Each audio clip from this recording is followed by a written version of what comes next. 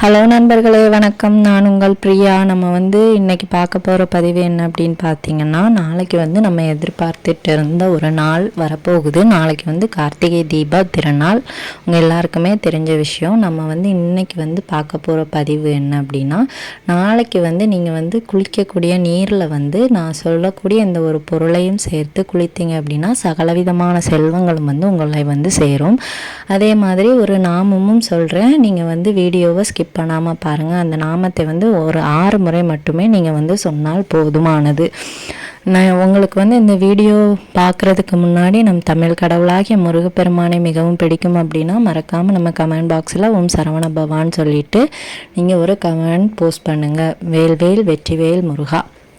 நம்ம இந்த முருகப்பெருமானுக்கு ஏன் இந்த ஒரு விஷயத்தை நம்ம சொல்கிறோம் அப்படின்னா, நாளைக்கு வரக்கூடிய கார்த்திகை தீபம் கிருத்திகை நட்சத்திரத்தில் வருது. இந்த கிருத்திகை நட்சத்திரம் முருகப்பெருமானுக்கு உரித்தான ஒரு நாள்.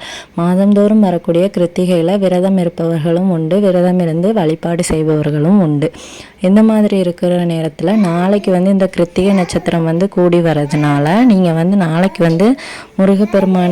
முருகப்பெருமானுக்கு நீங்கள் நாளைக்கு இந்த நாமத்தை கட்டாயமாக சொல்லணும். சொன்னீங்க அப்படின்னா உங்கள் வாழ்க்கையில் இருக்கக்கூடிய சகல விதமான கஷ்டங்களும் நீங்கும். முருகப்பெருமான் எல்லாத்தையுமே காக்கிற கடவுள் தான். உங்கள் எல்லாருக்குமே தெரியும். அவர் எல்லா விதமான பிரச்சனைகளையும் தீர்த்து வைப்பார். இப்போ குடும்பத்தில் பிரச்சனை, கணவன் மனைவிக்குள்ள பிரச்சனை, சகோதர சகோதரிகளுக்குள்ள பிரச்சனை, வேலை வாய்ப்பில் பிரச்சனை, இந்த மாதிரி இருக்கிற எல்லாத்தையுமே அவர் தீர்த்து வைப்பாருங்க. அதனால் நீங்கள் குழந்தை வரம் வேண்டவங்களாக இருந்தாலும் சரி, திருமண பாக்கியம் வேண்டவங்களாக இருந்தாலும் சரி, உங்களுக்கு எவ்வளவு நாளாக தடைப்பட்டிருந்த விஷயம்னாலும் நாளைக்கு முருகப்பெருமான் கிட்ட நம்ம கேட்கும்போது அது கட்டாயமாக அந்த வேண்டுதல்கள் நிறைவேறும் அப்படின்னு சிவபெருமானால் சொல்லப்பட்டிருக்குங்க. இது நிதர்சனமான உண்மை. உங்களுக்கு ரொம்ப வருஷமாக வீடு வாங்கணும், இல்லை வீடு கட்டணும், இல்லை நிலம் வாங்கணும், அப்புறம் தொழிலில் பிரச்சனை, படிப்பில் பிரச்சனை, வேலையில் ஒரு பதவி உயர்வு இல்லாமல் இருக்கிறீங்க. ஸோ இந்த மாதிரி எல்லா விதமான பிரச்சனைகளுக்கும் நீங்கள் நாளைக்கு வழிபாடுகள் செய்யலாம். வெற்றிலை தீபம் ஏற்றலாம்.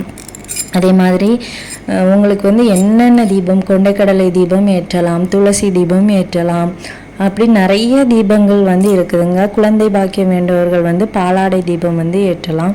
இப்படி எண்ணிலடங்காத தீப முறைகளும் வேண்டுதல்களும் பரிகாரங்களும் முருகப்பெருமானுக்கு இருக்குதுங்க. அதை சொன்னால் சொல்லிகிட்டே இருக்கலாம்.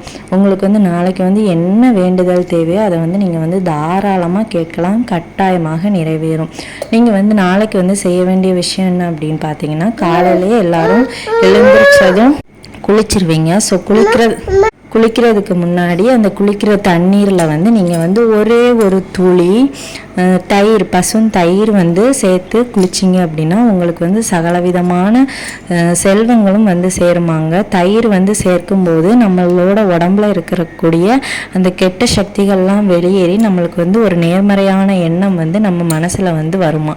நீங்கள் நாளைக்கு இந்த மாதிரி வச்சு குளிச்சு பாருங்கள். உங்களுக்கு அந்த நாளே ஒரு அற்புதமான நாளாக இருக்கும். ஒரு துளியில் ஒரு டேபிள் ஸ்பூன் சேர்த்து குளிக்கலாம். இதே மாதிரி நாளைக்கு மட்டும்தான் செய்யணும்னு கிடையாது. வாரம் வரக்கூடிய வெள்ளிக்கிழமையில நீங்கள் சுக்கிர பகவானுக்காக இந்த வேண்டுதல்களை செய்யலாம். நாளைக்கு சிவபெருமான், சுக்கிர பகவான், லக்ஷ்மி தேவி, அப்புறம் முருகப்பெருமானுக்கும் உகந்த நாளுங்க. நாளைக்கு இந்த 4 கடவுள்களையும் நீங்கள் வணங்கும் போது கட்டாயமாக உங்களுக்கு சகல விதமான செல்வங்களும் சேரும்.